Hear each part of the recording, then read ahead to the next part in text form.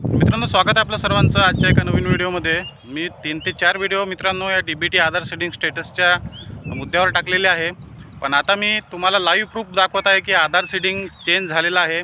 आधी दुसऱ्या बँकेला आधार सेडिंग होतं आणि आता ज्या बँकेला मला पाहिजे होतं त्या बँकेला सेडिंग आधार सक्सेसफुल झालेलं आहे। तुम्हाला मी लाईव्ह प्रूफ या ठिकाणी स्क्रीनशॉट दाखवणार आहे आणि तुम्हाला तुमचं आधार सेडिंग कसं चेंज करायचं, बँक कशी बदलवायची ते सुद्धा मित्रांनो या व्हिडिओमध्ये सांगणार आहे। कारण भरपूर नागरिकांना त्रास होत आहे। 10 ते 15 दिवस बँकेमध्ये अर्ज करून सुद्धा त्यांचे आधार सेडिंग ॲक्टिव्ह होत नाही आहे।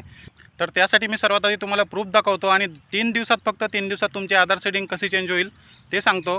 तर या ठिकाणी मित्रांनो आपण स्क्रीनशॉट पाहू शकता। पहिला स्क्रीनशॉट तुम्हाला दिसत आहे, आधार नंबर त्या ठिकाणी दिसत आहे आणि इंडसइंड बँक या ठिकाणी ॲक्टिव्ह दाखवत आहे। याआधी या अर्जदाराचं इंडसइंड बँकमध्ये अकाउंट होतं, पण त्यांना ते चेंज करायचं होतं कारण ते बँक बंद झालेली होती आणि त्यांच्याजवळ त्यांचं पासबुकसुद्धा नव्हतं आणि खालच्या बाजूला ॲक्टिव्ह दाखवत आहे।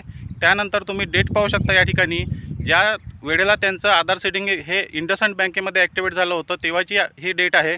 आणि दुसऱ्या स्क्रीनशॉटमध्ये तुम्ही पाहू शकता सेम तोच आधार नंबर आहे आणि इंडिया पोस्ट पेमेंट बँक या ठिकाणी आता ॲक्टिवेट झालेली आहे।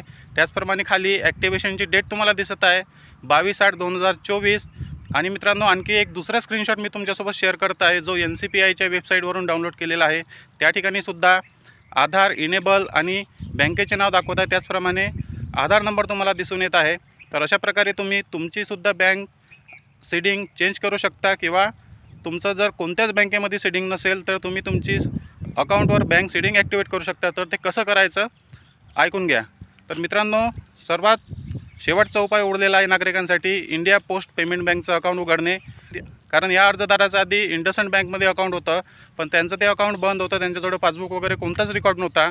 तर मी त्यांना पोस्ट ऑफिसमध्ये जाऊन इंडिया पोस्ट पेमेंट बँकचं अकाउंट काढून दिलं। त्यासाठी फक्त तुम्हाला आधार कार्ड लागते आणि तुमचा मोबाईल नंबर लागते। मोबाईल नंबर जो आहे तो आधार कार्डसोबत लिंक नसला तरी चालेल। 5 मिनिटामध्ये मित्रांनो त्या ठिकाणी तुमचं अकाउंट निघते, कोणतेच डॉक्युमेंट लागत नाही आणि लगेचच 3 दिवसामध्ये मित्रांनो ही आधार सेडिंग ॲक्टिवेट झाली। मित्रांनो, 19 ऑगस्ट 2024ला ही इंडिया पोस्ट बँकचं अकाउंट काढलेलं होतं आणि तुम्ही या ठिकाणी डेट पाहू शकता। लगेचच 22 तारखेला ही आधार सेडिंग या ठिकाणी ॲक्टिवेट झालेली आहे। तर ज्यांचे कोणाच्या आधार सेडिंगचा विषय अडलेला आहे, बँकेमध्ये आधार सेडिंग होत नाही, मुख्यमंत्री माझी लाडकी बहीण योजना किंवा कोणत्याही दुसऱ्या योजनेचे पैसे तुमचे अडकलेले आहेत, तर सरळ जा इंडिया पोस्ट पेमेंट बँकचं अकाउंट काढा आणि 99% 100% त्या ठिकाणी तुमचं आधार सेडिंग ॲक्टिवेट होऊन जाईल। तुम्हाला वेगळा कोणताच अर्ज भरण्याची गरज नाही। जर तुमचं ऑलरेडी इंडिया पोस्ट पेमेंट बँकमध्ये जुनं अकाउंट असेल आणि त्या ठिकाणी तुमचं आधार सेडिंग ॲक्टिव्ह दाखवत नसेल तर तुम्हाला त्या ठिकाणी आधार सेडिंगसाठी जायचं आहे आणि जे काही कर्मचारी आहे त्यांनी सांगायचं आहे की मला ह्या बँकमध्ये आधार सेडिंग ॲक्टिवेट करून पाहिजे। 2 दिवसामध्ये किंवा 3 दिवसामध्ये तुमचं आधार सेडिंग ॲक्टिवेट होईल आणि हे आधार सेडिंग ॲक्टिवेट झाल्यानंतर लगेच तुमचे पैसे येणार नाही, कारण पहिल्या टप्प्याचे पैसे पाठवण्यात आलेले आहे, पण दुसऱ्या टप्प्याचे पैसे कधी येतील याची तारीख अजूनपर्यंत डिक्लेअर नाही।